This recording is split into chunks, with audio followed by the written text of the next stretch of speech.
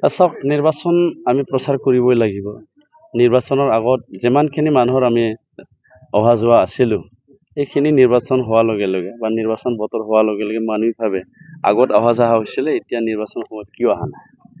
গতিকে মই এইটো লক্ষ্য ৰাখি পেলাই যে এইটো এতিয়া সময় যথেষ্ট কম, 4 দিনমান আমি পাব্লিচিটি কৰিব পাৰিব, কেম্পিং কৰিব পাৰিব।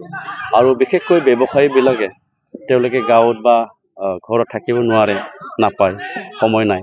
গতিকে তেওঁলোকে নিৰ্বাচনী প্ৰচাৰ কাৰ্যসূচীবিলাকত বা মিটিংবিলাকত তেওঁলোকে যাবলৈ সময় নাপায়। তাৰ কাৰণে তেখেতসকলক দোকানতে আহি পেলাই, ব্যৱসায়ী প্ৰতিষ্ঠানতে আহি পেলাই তেখেতসকলক মই নিমন্ত্ৰণ ৰাখিছোঁ যে যাহাতে তেওঁলোকৰ যি বহুমূলীয়া ভোট আমাৰ UPPL দলৰ প্ৰতীক, মই 32 নং ভেৰগাঁও সমষ্টিত UPPLৰ প্ৰাৰ্থী হিচাপে তেখেতসকলক আহ্বান কৰিছোঁ, যাতে তেখেতসকলৰ বহুমূলীয়া ভোট আমাৰ নিৰ্বাচনী প্ৰতীক ট্ৰেক্টৰৰ ছবিত ভোটদান কৰে, মই সেইটো নিমন্ত্ৰণ ৰাখিছোঁ।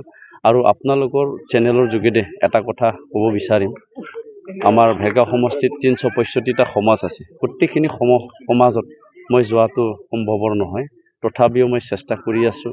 তাৰে ভিতৰত বহুত সমাজ হয়তো থাকি যাব, ৰৈ যাব, মই ক্ষমা খুজিছোঁ। কিন্তু গোটেইখিনি সমাজ মোৰ লগত আছে, মই তেওঁলোকৰ লগত আছে, মই মনত আছোঁ।